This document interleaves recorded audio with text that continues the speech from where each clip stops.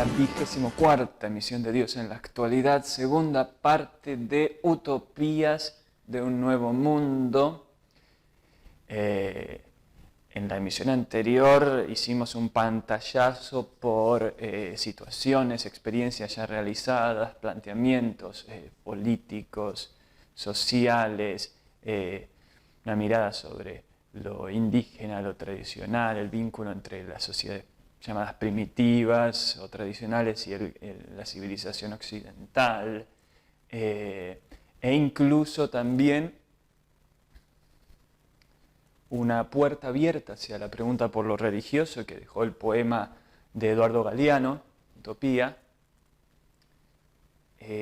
porque claro, acá cuando uno quiere pensar la utopía de sociedad, de comunidad, cada individuo puede tener su peculiaridad en esa utopía, en esa fantasía, y que no siempre es la misma en todos los años de su andar, a veces ni es la misma durante todo un mismo día, ¿no? A la mañana uno está con una utopía y a la tarde, a la noche tiene otra, depende del estado de ánimo, depende las opiniones que van y vienen, la información con la que uno cuenta sobre las cosas. No es lo mismo las utopías que tiene una persona a los 5 años que de pronto a los 50. Por lo general hay grandes cambios. Entonces, difícil sería pensar que esto es la utopía de la humanidad. Es así, es esta.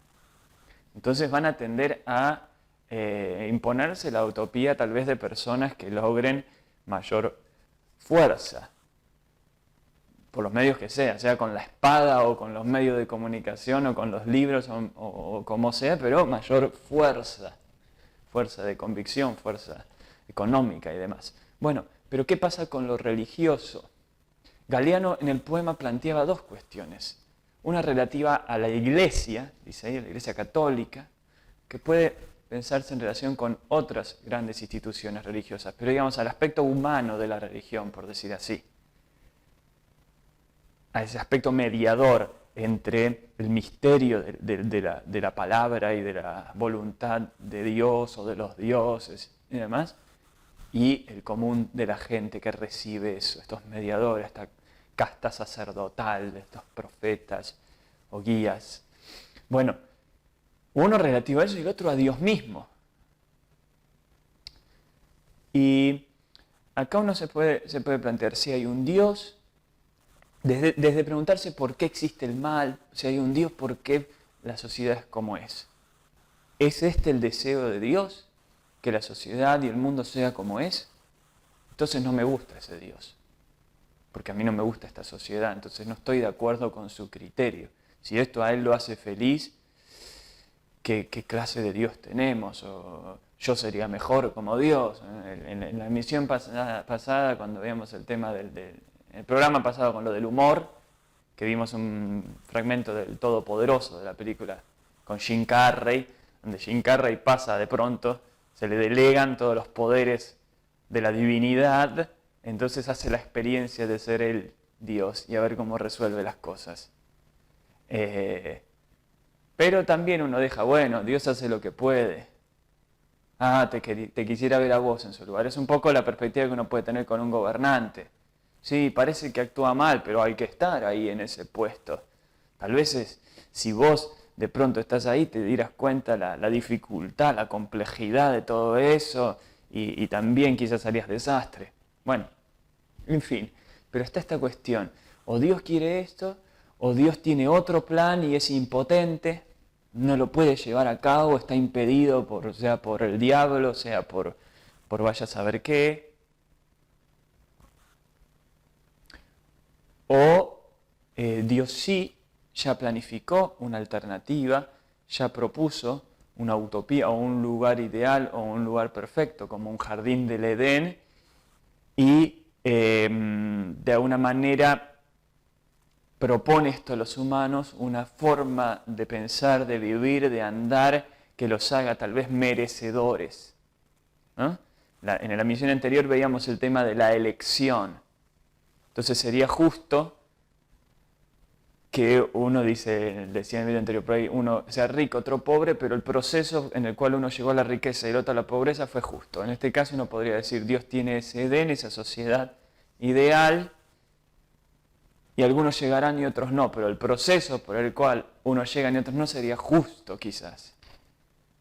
Bueno, vamos a hacer una pausa con todo esto que presenté y vamos a comenzar con los videos. Respecto a esta misión, que va a estar más centrada en lo espiritual, en lo religioso, yo quiero plantear básicamente, digamos, dos perspectivas. Una más ligada a la que se llama New Age, que creo que merece un cierto tratamiento en esto de utopías de un nuevo mundo, las corrientes ligadas a la espiritualidad, a cierto esoterismo, ocultismo,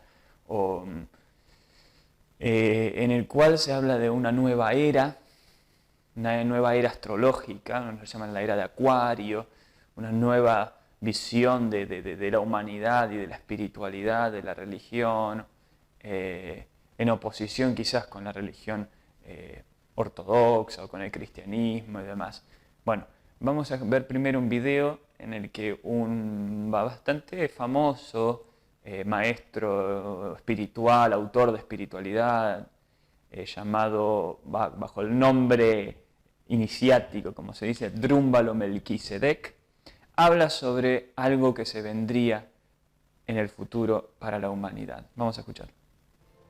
The Mayans specifically, when they talk, they call this time the end of time, because it's the end of a very long cycle, and it's the beginning of a new cycle. It isn't like everything just comes to an end. It's just the end of one cycle and the beginning of the other.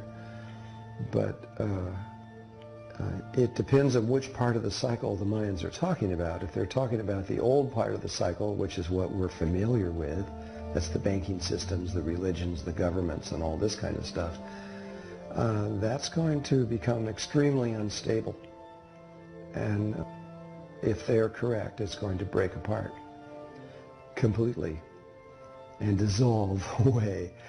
But in its place is a brand new way of being, a way that we haven't seen on Earth in almost anybody's lifetime in a long, long, thousands and thousands of years, where fear goes away. We are about to the end of polarity, and the ideas of good and evil, the entire structure of what good and evil means, which is much more complex. If you look at the idea of good and evil, or good and bad, no matter what polarity you think of, you'll also see that there's a third one. So if you get hot and cold, there's warm.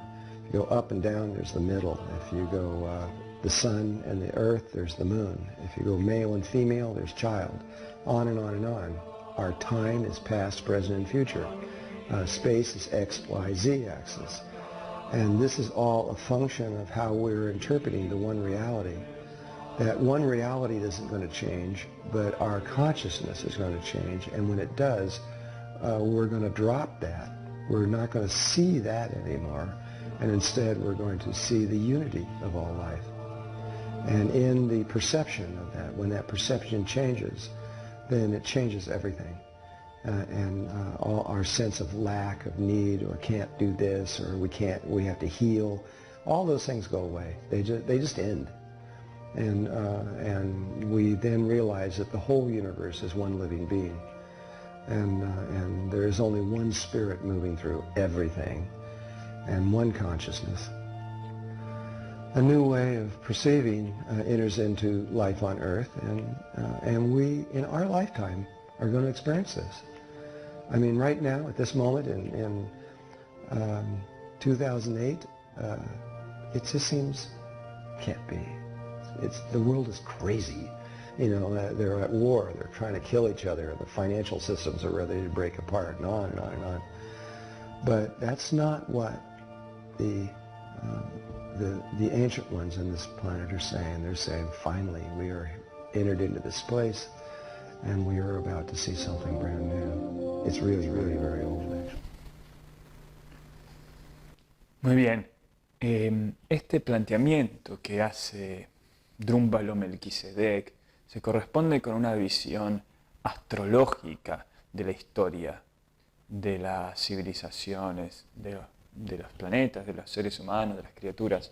Se refiere a los mayas y a esta idea de ciclos, de tiempo, y que cada ciclo está relacionado con ciertas coordenadas astrológicas que influyen en la vida de los seres, y por cuestiones propias del tiempo y del ocaso de una era y el comienzo de otra, las conciencias humanas, los seres humanos en su mayoría, recibirían tales influjos que harían que sus conciencias, sus mentes se cambien. Y entonces todos o la mayoría quizás pasarían a ver, a comprender, a pensar, a concebir la existencia de un modo similar a lo que se asume que han logrado percibir durante las distintas generaciones pasadas los poquitos sabios, iluminados, visionarios, budas de aquí y allá, esta trascendencia de la percepción dualista que habla del bien y el mal, o de las polaridades, y poder ver la integridad, la unidad. Entonces, al ser transformada ese modo de conciencia o esa perspectiva dualista, se vería la unidad y eso repercutiría en todos los órdenes de la sociedad. Y tal vez nos llevaría a una forma de comunidad similar a la que veíamos en la película, en la misión anterior, lo del nuevo mundo, de esta tribu indígena, con esa especie de fraternidad y de ausencia de envidias o de celos. Entonces nos queda simplemente sentirnos agradecidos de que el tiempo ha llegado, de que esos influjos cósmicos van a alterar nuestra mente, nuestra conciencia, y que viviremos por fin una felicidad mundial, global. Bueno, vamos a ver ahora un video que pertenece a la serie, que también es interesante para analizar este caso de la actualidad, la serie Zeitgeist, que es una serie de documentales que están en internet, donde se hace un planteamiento general sobre muchos órdenes de la vida humana, cultural, natural,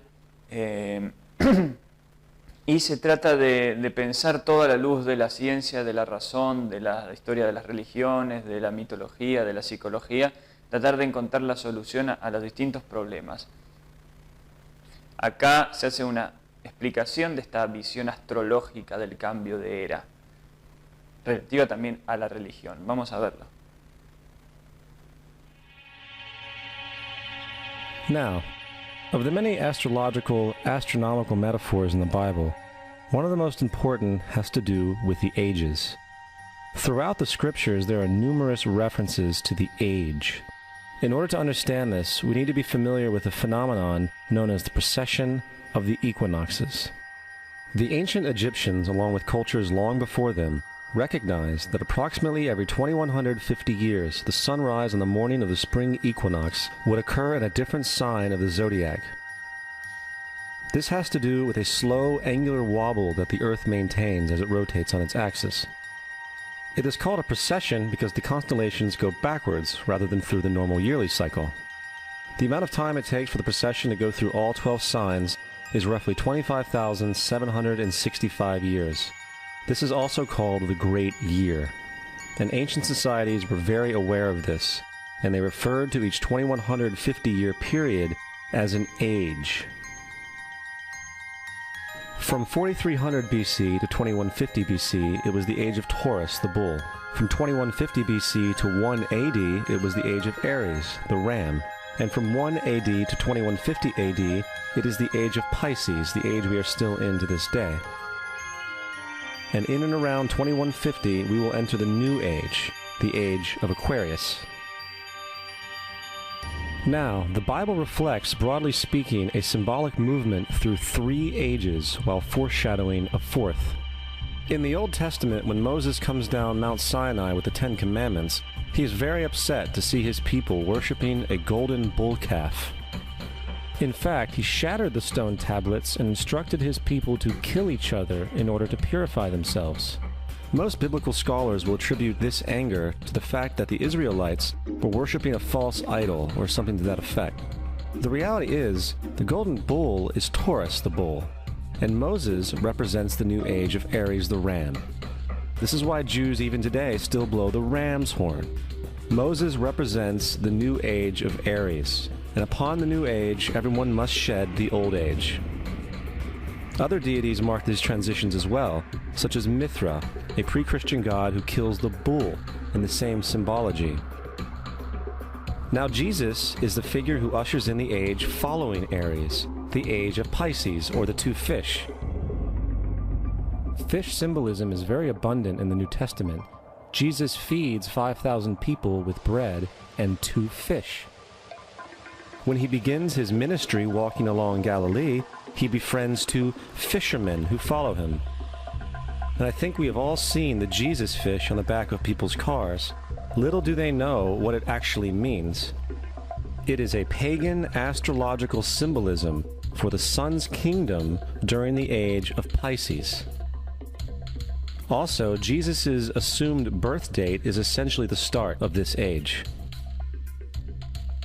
At Luke 22:10, when Jesus is asked by his disciples where the next Passover will be after he is gone, Jesus replies, "Behold, when ye are entered into the city, there shall a man meet you, bearing a pitcher of water.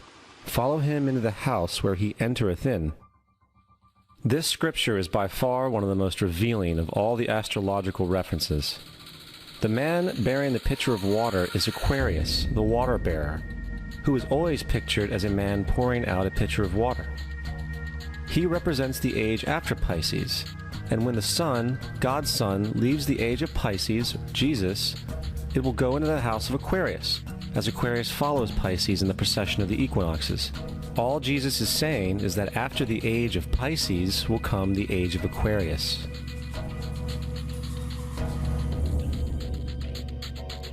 Now, we have all heard about the end times and the end of the world. The cartoonish depictions in the book of Revelation aside, the main source of this idea comes from Matthew 28:20, where Jesus says, "I will be with you even to the end of the world."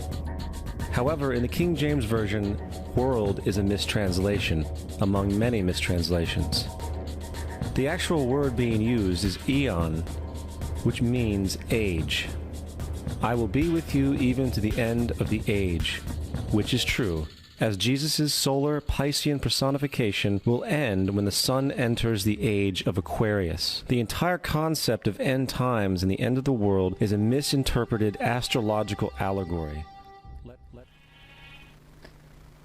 Bueno, este video parece ser sumamente convincente, contundente, en una descripción de esta ciencia astrológica, de esta matemática de la historia cósmica, planetaria, humana, que vendría a responder por el porqué incluso de los movimientos religiosos en el tiempo en el que se dieron, con las características que tuvieron. Uno podría hacer algunas preguntas a este video.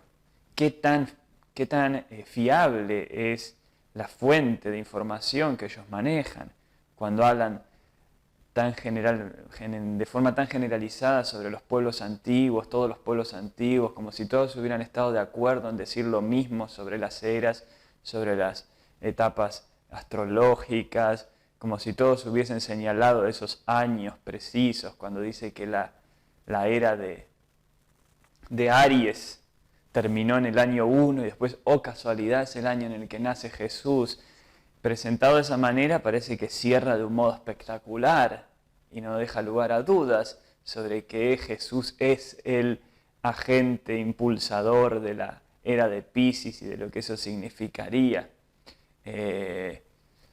La asociación con el pez de Jesús. Bueno, yo creo que hay sutilezas ahí para analizar. Podría decir también que observo cierto error, tal vez capcioso, al hacer la cita bíblica, decir lo que Jesús les dijo sobre el hombre que lleva agua, diciendo que los discípulos le preguntaron sobre cómo iba a ser, dónde iba a ser la Pascua en su venida, en su segunda venida, y no, le preguntaron dónde iban a pasar la Pascua, y por eso Jesús les dice que sigan a ese hombre y le pidan un lugar donde poder reunirse para hacer la Pascua. O sea, no se estaba refiriendo a su segunda venida. Entonces yo creo que estos análisis más bien falsean un poquito su rigor o su seriedad para llegar a las conclusiones a las que quieren llegar. Y fundamentalmente, creo yo, la conclusión es decir, sí, les concedemos a los cristianos que su Jesús es alguien importante, que ha marcado la historia, que tiene incluso una influencia cósmica, espiritual, pero ya está por terminar. Ya viene lo nuevo y nos podemos sacar de encima eso viejo y abrirnos a esto nuevo, a esta nueva revelación. Va a venir tal vez un nuevo Mesías, una nueva religión, un nuevo profeta con todas las características propias de Acuario. Y bueno, vamos a ver ahora el video para cerrar este tema de un astrólogo bastante famoso, puertorriqueño, ya muy anciano, llamado Walter Mercado, que hace unos comentarios sobre lo que sería la vida en esta nueva era. Estamos en la alborada todavía de la era de Acuario. Por muchos años la Tierra pasó por la era de Piscis. Piscis significa ermitaños, monasterios, el pecado, el feo, el negro blanco, los negros acá y los blancos acá, los ricos acá, los pobres acá, las mujeres acá y los hombres allá. No se podía, o sea, no había acercamiento, no había, y Acuario viene rompiendo con todo eso. Pero la era de Acuario se llama la hermandad universal. Ya las parejas se pueden casar aunque sean del mismo sexo. Ya hay una apertura total, absoluta, para que las personas puedan expresarse. La aceptación de unos a otros. Ha cambiado mucho. Estamos entrando en esta alborada de luz, de mucha luz. Nada de encerramiento, nada de tapar, nada de closet, nada de ocultarse. Hay que estar abierto al mundo y decir las verdades como son. Y la gente agradece, aunque tengo personas también que todavía están un poco atadas a la era de Piscis, que era la época de creer. Ahora estamos en la era de saber. Me pareció significativo este breve video. No es que Walter Mercado sea la persona de influencia sobre estas cuestiones. No creo que lo sea.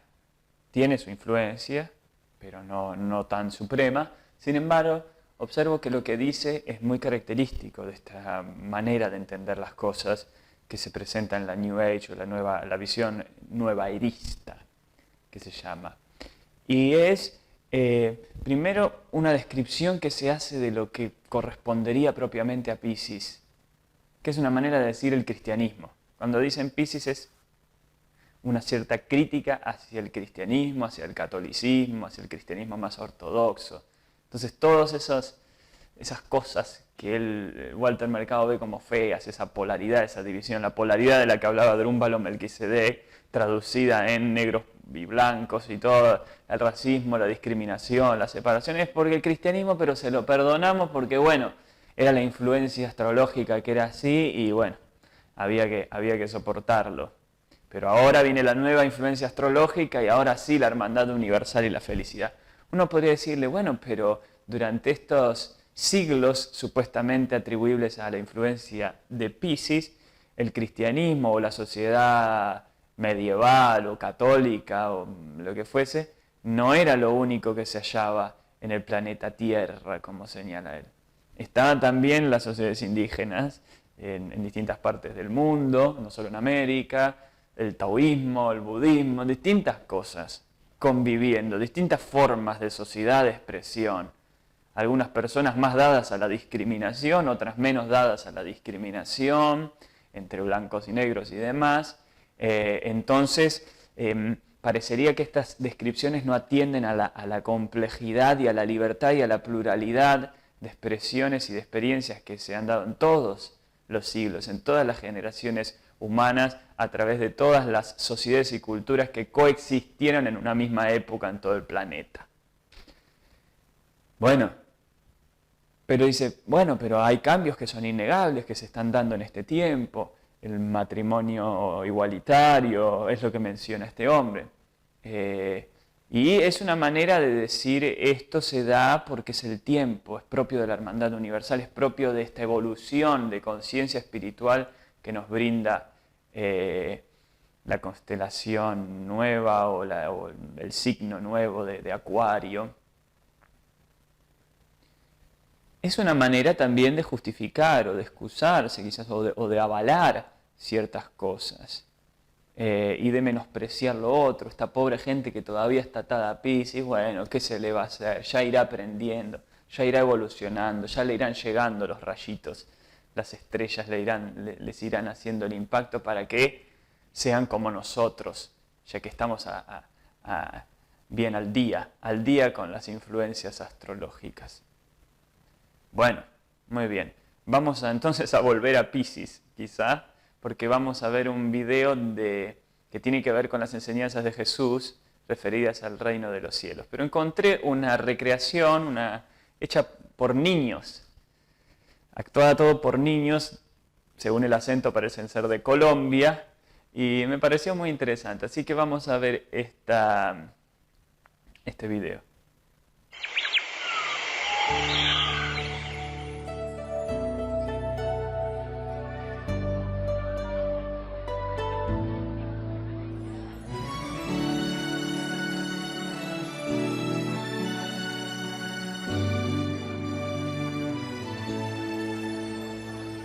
Señor, ¿cuándo habrá de venir el reino de Dios? El reino de Dios no vendrá con advertencia, ni dirán, helo aquí o helo allí, porque he aquí que el reino de Dios está entre vosotros. Pero tiempo vendrá cuando desearéis ver uno de los días del Hijo del Hombre y no lo veréis. Entonces, si alguno os dijere, mirad, aquí está el Cristo, o mirad, allí está, no lo creáis, no vayáis ni lo sigáis, porque se levantarán falsos cristos y falsos profetas, y harán grandes señales y prodigios, de tal manera que engañarán, si fuere posible, aún a los escogidos. Porque como el relámpago que sale del oriente y se muestra hasta el occidente, así será también la venida del Hijo del Hombre.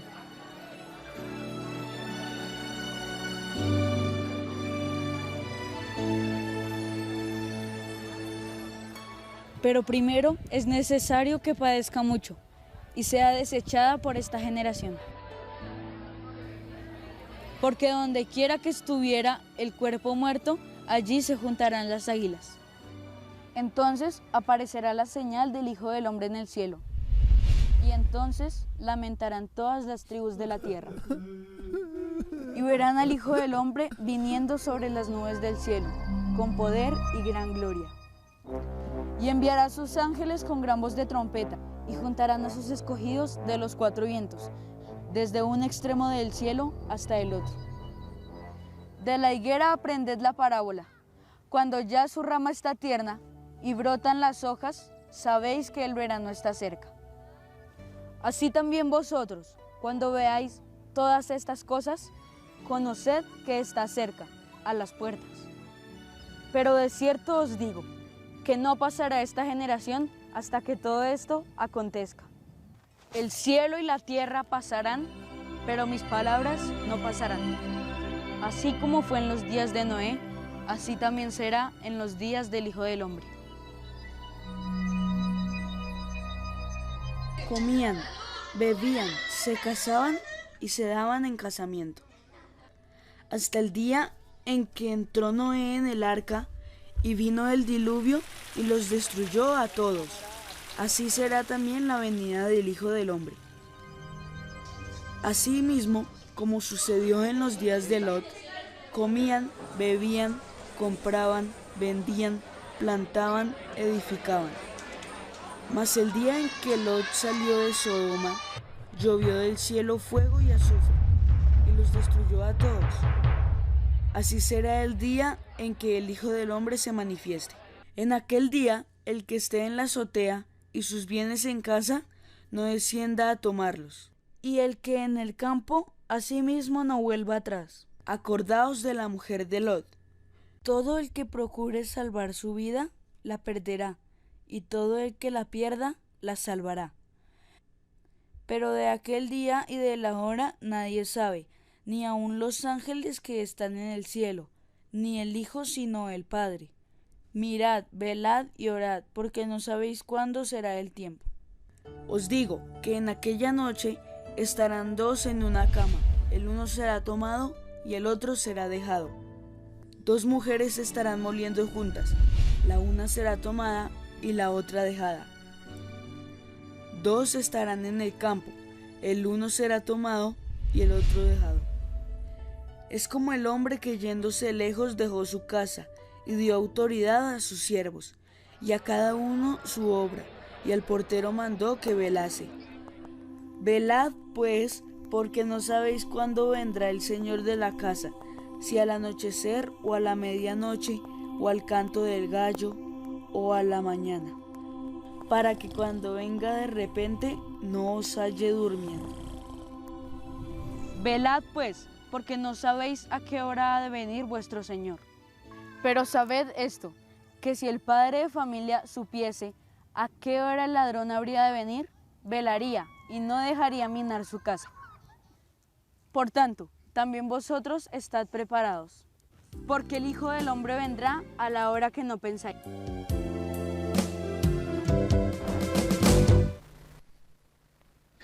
El Hijo del Hombre vendrá a la hora que no pensáis. Esa es la última frase. De alguna manera reprochando a los seres humanos su ansiedad por tener en claro las fechas, tener en claro los momentos en los que tal cosa va a suceder. Y de alguna forma en este mensaje de Jesús en los Evangelios se plantea la idea de un cambio de era, de un nuevo mundo que va a estar gobernado por el mismo, por el mismo Hijo del Hombre, por el Hijo de Dios, por Jesucristo, por el Mesías. Va a venir como un fin, como decían en el anterior video, de este fin de la era, de la edad, de este siglo, de este tiempo, de este aeón, de este eón, como se dice del griego, viene la palabra griego. Bueno, pero, creo yo que unos detalles son interesantes a resaltar, y es que él dice, ahora se terminarán ya los días del Hijo del Hombre, o sea, los días en los que el Hijo de Dios está en la tierra, porque Jesús anticipaba que se iba a ir. Y me van a buscar y van a decir, uy, ¿dónde está? ¿Cómo lo encontramos ahora? Y van a aparecer un montón por aquí y allá diciendo, yo soy la nueva manifestación del Hijo de Dios, harán señales y demás, yo soy el Cristo, acá y allá, síganme, no los voy a defraudar, pero serán todos falsos. ¿Qué les dice? Ustedes no tienen que andar preocupados por decir, uy, ¿dónde estará? ¿Cuándo? ¿Y si ya se habrá manifestado y no me enteré? Entonces, que no aparezcan estos supuestos eruditos de las estrellas y de los misterios diciendo, sí, nosotros investigamos y sabemos que los años y los cálculos dan en tal cosa. No, dice, cuando venga se van a enterar todos, ineludiblemente. Va a ser, dice, como es un rayo que viene de un extremo al otro de la tierra, por decir así. Todos se van a enterar, no va a haber duda, no va a haber quién, si te parece, si no. Va a ser definitivo. Si la primera manifestación del Hijo del Hombre fue discreta, se enteraron algunos pocos, pasó como inadvertida en principio, la segunda va a ser explosiva, total, radical, definitiva, no va a dejar lugar a dudas. Y va a tomar a los que pasaron la prueba, digamos, para que vivan en el nuevo mundo dirigido por Él. Entonces les dice a todos, no se duerman, estén siempre preparados, estén siempre listos. No importa cuánto tarde, va a llegar cuando tenga que llegar, pero ustedes estén siempre listos, siempre preparados, no se dispersen para tener su sitio en la nueva tierra, en el nuevo mundo del Señor, del Mesías, del Cristo, que representa la justicia divina, la naturaleza de Dios. Muy bien. Hay dentro del Islam, especialmente de la corriente del Islam que se llama chiismo o chiismo, una fuerte expectativa también de esta índole mesiánica, con una figura que es el Imam Mahdi, que es una sucesión de maestros que vino a partir de Mahoma, según esta tradición islámica, que llaman los imames, y el número 12, el 12avo, de momento desapareció, que dice que fue ocultado por Dios para luego volver al final de esta era y también ser el instaurador de la justicia y del reino de Dios en la tierra. Bueno, vamos a escuchar algo al respecto que habla en una entrevista Abdul Karim Paz, un sheikh argentino, y esto va a aportar también. El tema del reino de Dios en la tierra es algo que Jesús enseñó de momento que el Padre Nuestro, famoso de los cristianos, que Jesús ordena rezar, dice, hágase tu voluntad así en la tierra como en el cielo, venga a nosotros tu reino, por lo cual está hablando de que Jesús enseña que el reino de Dios también obviamente tiene que estar consumado en la tierra, porque Dios es el Señor de los cielos y de la tierra, no nada más que de los cielos. Y ese anhelo humano de justicia y reino de Dios es el reino de perfección, paz, amor, armonía, justicia, es un anhelo profundo en el ser humano. Y la humanidad marcha inexorablemente ahora, no bajo compulsión forzada, pero sí por degrado, en un camino de perfeccionamiento, en un camino de crítica, en un camino de buscar soluciones y mejoras, marcha hacia ese reino de justicia. Ese reino de justicia va a estar coronado por la presencia del Imam Mahdi y de Jesús. En la tradición islámica es así, de modo que el Imam Mahdi también se lo llama el Imam o el líder esperado, el Salvador esperado también, y de alguna manera lo antecederá una reforma, un nuevo planteo, digamos, de purificación en el seno de la comunidad islámica mundial, así como la venida de Jesús también será antecedida y está siendo antecedida por una reforma en el mundo cristiano. De manera que haya una preparación para recibir estos liderazgos. La preparación pasa por dos cuestiones. Una es, primero, la conciencia de que necesitamos de ellos, algo así como el enfermo que hasta que no es consciente de su enfermedad no busca al médico. La conciencia de nuestra necesidad es la conciencia de la necesidad de la curación y de alguien que venga de Dios para curarnos. Y a su vez, el que estén dadas las condiciones en aquellos que comprenden esta necesidad, de modo de que cuando ellos vengan no sean perseguidos o asesinados como se lo hizo cuando ellos vinieron, es decir, se los intentó asesinar por todos los medios, de modo que tiene que haber una defensa para que ellos cumplan con su misión, que es la instauración del gobierno de Dios en la tierra. Así que el Imam Mahdi entonces es este imam, nació en el año 850 aproximadamente y luego Dios lo ocultó en una pequeña y después de 70 años y después en una definitiva o hasta que vuelva ocultación. Esta es una creencia, por supuesto la fundamentación racional de esta creencia implica, digamos, una charla más extensa, pero básicamente podemos decir que Dios perfecto, Dios absolutamente perfecto, no creó la tierra sin sentido y no va a permitir que la tierra tenga o un final negativo o que no se plenifique, digamos, no se manifieste en su forma absoluta la perfección divina también en la tierra.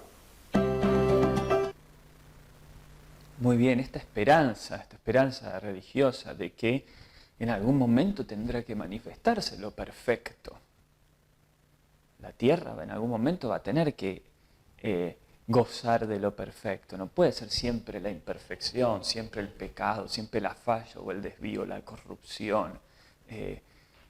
Y esta esperanza está desde la nueva era también, pero también en estos discursos de la fe religiosa musulmana en este caso, pero también podemos pensarlo en lo cristiano. Y me parecía interesante esto que habla sobre la preparación.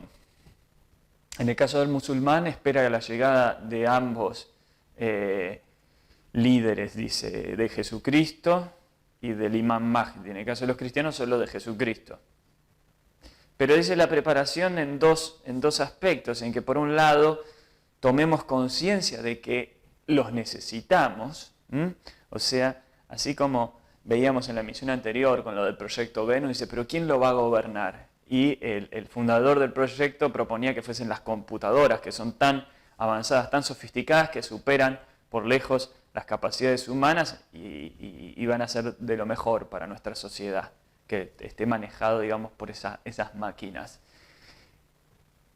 En fin, en este caso, y necesitamos a alguien que sea como Dios, alguien que sea perfecto, que sea bueno y que sea justo y que tenga poder y que pueda aplicar la visión de la justicia y del bien en todo. Lo necesitamos a alguien así.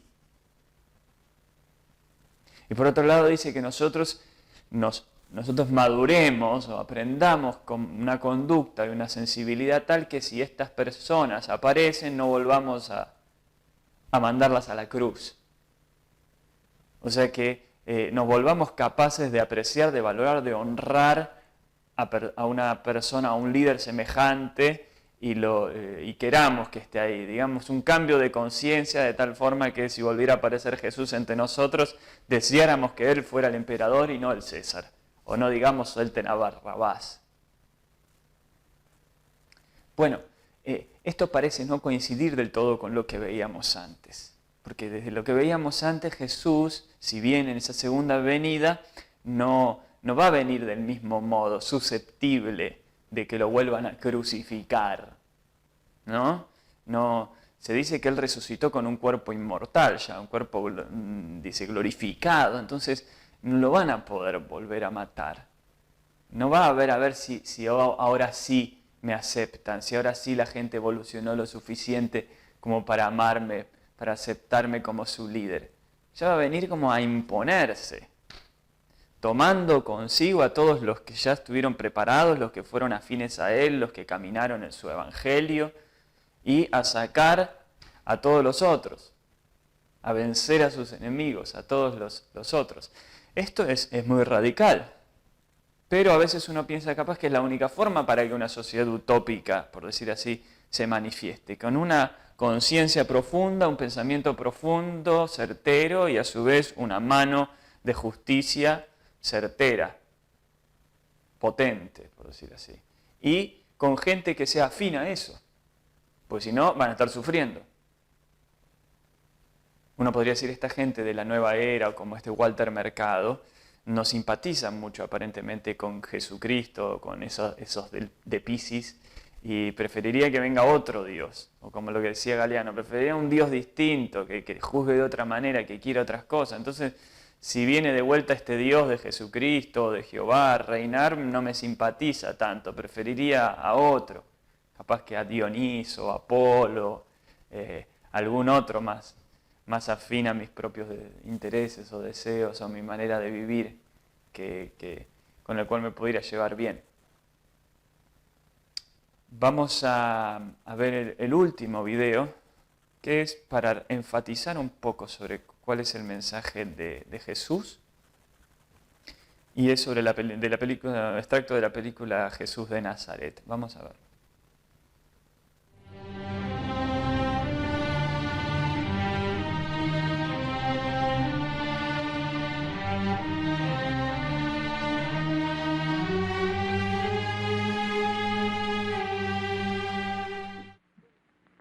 El reino del cielo es como un tesoro oculto en un terreno. Un hombre lo encuentra y en su alegría gasta todo lo que posee para comprar ese terreno. Es como un mercader que busca perlas finas. Halla una perla de gran valor y vende todo para conseguir esa perla. Todos vosotros sois pescadores. Bien, el reino del cielo es como una red. Una gran red arrojada al mar. De pronto está llena. Está casi reventando. Debéis pedir a otras lanchas que os vengan a ayudar. Todos trabajan juntos, felices, exaltados. Es un momento de alborozo, de gozo por lo que Dios ha dado generosamente.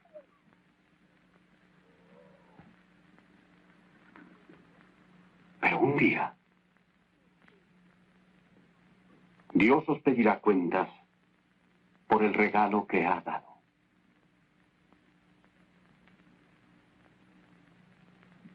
Estad preparados. El reino del cielo se ha acercado. Rabí, dices que el reino de los cielos se ha acercado. ¿Pero cuándo será exactamente? Cuando veis las nubes que vienen del oriente, decís va a llover. Y así es. Y cuando sopla el viento del desierto, decís va a hacer calor. Y así es. Todos vosotros podéis leer los signos de la tierra y del cielo. ¿Cómo es que no podéis leer los signos de los tiempos? El reino del cielo está aquí. Ahora.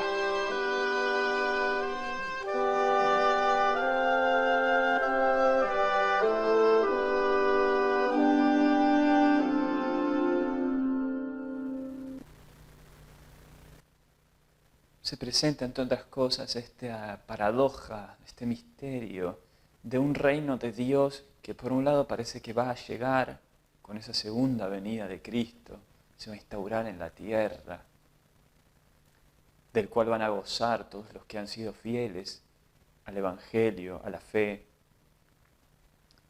Pero también se habla de este reino que se ha acercado, que está entre nosotros. De alguna manera Jesús lo estaba manifestando, estaba hablando de ese reino, invitando hacia ese reino. Y dice que es como un tesoro oculto, dice al principio de la parábola, del video. Entonces, hay una dimensión celestial de este reino. El Shaykh, este Shaykh que hablaba antes, Abdul, decía, Dios es Señor del cielo y de la tierra, por tanto su reino no puede manifestarse solo en el cielo y nunca en la tierra. En algún momento tiene que manifestarse también en la tierra. Bueno, el reino de Dios está en los cielos, dice el Padre está en los cielos, en la dimensión invisible quizás, el Espíritu. Pero eso no significa que no esté entre nosotros. Jesús cuando hacía sus milagros y todas esas maravillas, lo hacía para decir el reino de Dios está presente. O sea, esa virtud, esa justicia, ese poder, esa belleza propia del reino celestial se manifiesta también ahora. Y para eso ustedes tienen que creer y entregarlo todo por eso, por seguir esa forma, ese camino, esa regla, y van a disfrutar de ese reino y de su justicia. Por eso dice, buscan el reino de Dios y su justicia, y todo lo demás les será añadido. O sea que si ustedes creen en ese reino y de alguna manera pliegan su existencia, su actual existencia, su vida, sus actos, a seguir la fe en ese reino, en ese dominio de Dios, van a disfrutar de su naturaleza y de alguna manera van a empezar a manifestar a los hombres en este mundo la cualidad de ese reino y el poder de ese reino. Y a su vez van a estar preparándose y preparando, ayudando a que los otros se preparen para que cuando el Mesías vuelva podamos disfrutar plenamente en la tierra de eso manifestado, de eso hecho totalmente visible, sin la influencia de lo otro, de lo distorsionado, de lo contaminado, de lo pecaminoso, de lo malvado, por decir así. Eso, según esto acá hablo, de la manera también en la que yo puedo hacer la interpretación, la lectura, la comprensión. Pero el programa es para esto, para abrir este abanico y para mover el espíritu, el pensamiento, la emoción en torno a estas cuestiones, a ver qué pasa. Voy a concluir con un poema que, como en otras emisiones ya he leído textos de este libro, que es un libro mío, titulado Para andar por encima del mundo, textos de un pájaro azul, de la editorial Mirador. Tiene 72 textos. Yo voy a leer ahora el que es el penúltimo, el texto número 71.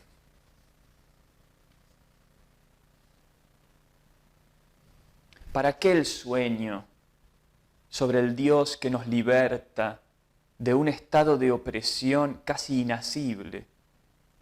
Sueño en el que somos guerreros monjes como los templarios, aunque no igual de siniestros, y enfrentamos amenazas oscuras de periodistas y demonios, de hechiceros y trabajo sin obra social. Somos acosados por mujeres hermosas que exigen que ganemos demasiada plata, mientras nosotros buscamos solamente poesía y horas tranquilas para hablar al silencio. Y el universo nos parece una cárcel, y quisiéramos amarnos pero sin ideas, ni tiempo, ni estómago. Sueño en el que no soñamos, porque hemos aprendido a no ser idiotas. No leemos libros de superación personal. El único futuro es de la ciencia ficción. Podemos caminar desalineados y sucios, burlando todo deseo de ganar el respeto de hijos y padres y de novias latentes. Sueño en el que somos plenamente un misterio. No claudicamos a la fe de vivir al límite de la nada. Fe para ser siempre otra cosa. Y no ver eso como una pérdida. Sueño en el que renunciamos a pensar que sabemos, aunque la presunción de académicos y jueces nos arrastre, porque somos débiles en la batalla del éxito. Sueño de un más allá, donde los ángeles nos llaman amigos. Muchas gracias por seguir este programa. Hasta la próxima.